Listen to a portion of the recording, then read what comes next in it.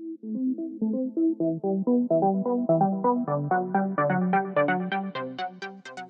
let's talk a little bit about some of the pushback that's been going on in London to the tall building boom that's been going on there. There's the Skyline campaign and some others that have said this is too much, Skyline's changing too fast, developers are having their run of the place. What's your take on why London has become such a controversial place to build skyscrapers? Well, I think it's fair to say that it always has been controversial, whether we're looking back to medieval London or beyond. And indeed, any skyline deserves to be thought about very hard. So I think it's a universal issue. After all, the horizon is the most enigmatic of things. It's ever present but untouchable. And when you push something through it, it becomes a very permanent symbol of the society in which you live in. And so, naturally, it has been a very sensitive subject. But given some of the significant issues, because London, after all, is not one city, it's an amalgam of several cities, the most overt being the difference between the West and the East being based around Roman London, the West about kingship and Parliament. So you already have the makings of a kind of dispute in terms of a very different cultural background. So I think that underpins the sensitivity. Then, of course, when you get to the 20th century and the ability to build high, there has been an interesting set of issues about views and viewing corridors, and there is a complex abstract web that lies over London that protects those views. So that's another issue. What has emerged, however, is, I think, over a long period of time, so I don't think it's a surprise, is the question of where, without those views, one might legitimately build.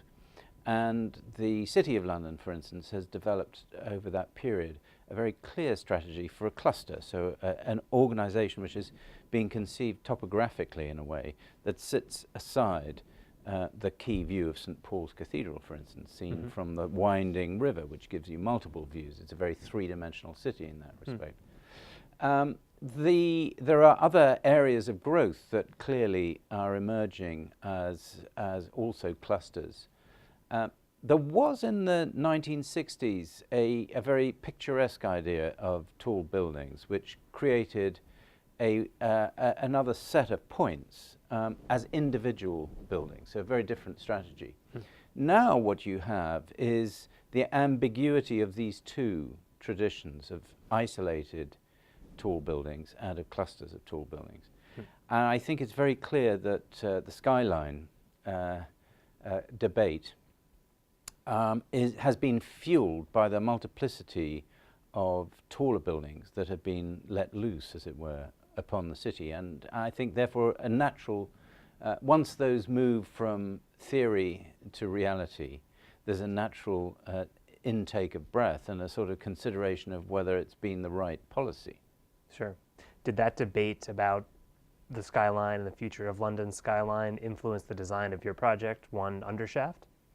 Most certainly, in the sense that we lie within what I just described as the eastern cluster of the City of London, a district that has a multiple of kind of edges, but is most associated with the insurance market, for instance.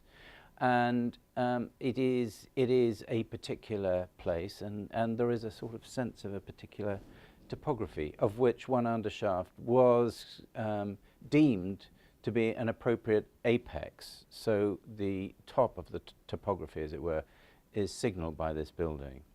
What one also has to remember, that within London there's a very clear definition of how high you can go. And that is determined by the trajectories of aeroplanes moving towards Heathrow, and the space between that upper limit and those coming to the City of London Airport. If that were to change, the future might unfold in a different way, but at the moment that provides an irrevocable determinant in terms of height.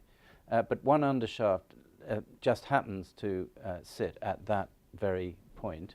So it's appropriate that it has the height it has. Otherwise, you'd have as it were, a loaf of bread with a rather sorry center.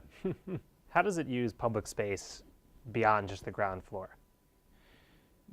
Well, I think that's very interesting because as an architect working principally in London, over 10 years, what I can find is that there are a series of projects, two specifically, that lie one to the north and one to the south of Undershaft.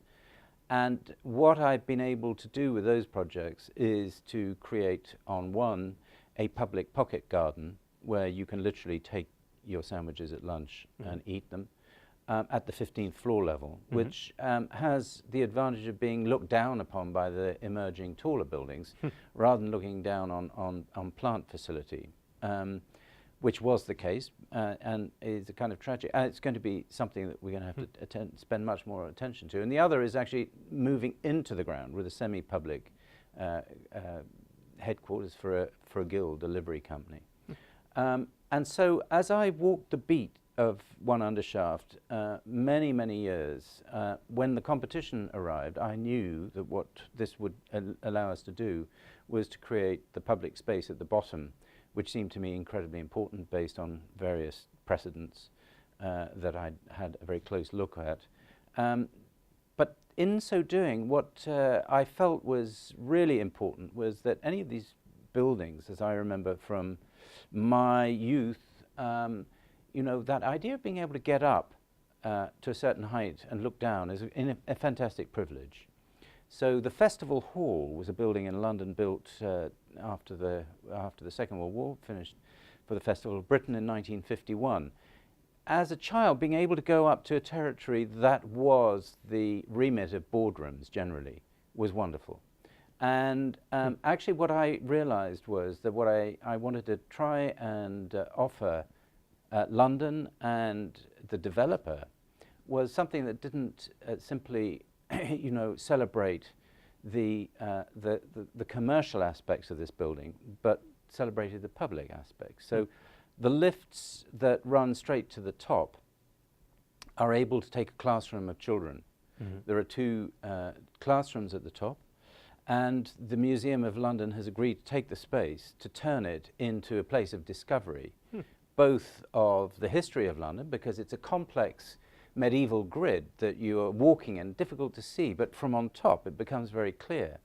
So I have in my imagination the idea that the glass, by that point when it's built, will be able to take your viewing point and transform it historically into what was and what, for instance, might be. Becomes part of a debate about the future of the city. And you're able to circulate around this 360 degrees, and there will be an immersive space that is about the history of London. So the top of the building is turned into something that celebrates the city rather than celebrating a corporate corporate position. Great. We've been talking mostly about London, but this conference theme is mega cities. Yeah. And I wonder just first of all how you define that. Is London a mega city? And what guiding principles do you think mega cities should have so that they grow in a sustainable way, if that's possible for such a beast of a metropolitan area as a mega city would be?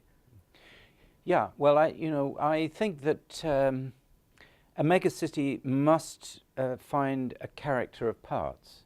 So it seems to me, first of all, context is incredibly important, rather than thinking about this universally.